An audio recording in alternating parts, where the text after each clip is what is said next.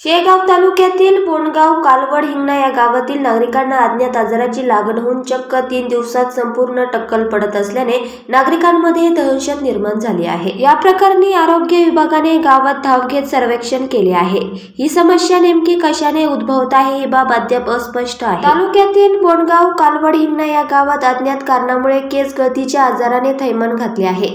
अनेक कुटुंबातील सदस्य त्याचे बळी ठरत आहे। अगोदर डोके खाजवणे, नंतर सरळ केस हाती येणे आणि तिसऱ्या दिवशी चक्क टक्कल पडत असल्याने नागरिकांमध्ये भीतीचे वातावरण आहे। गेल्या काही दिवसात तीनही गावातील शेकडो नागरिकांची केस गळती झाली आहे। त्यामध्ये महिलांची संख्याही लक्षणीय आहे।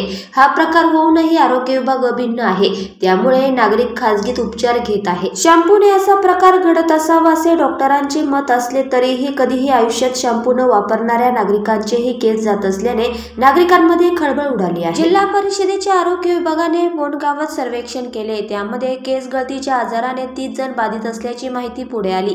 त्यांच्याबाबत पुढील उपाययोजना करण्यासाठी आरोग्य विभागाचे पथक गावात दाखल झाले। त्यांच्याकडून रुग्णांची लक्षणे आणि उपचार सुरू करण्यात आले।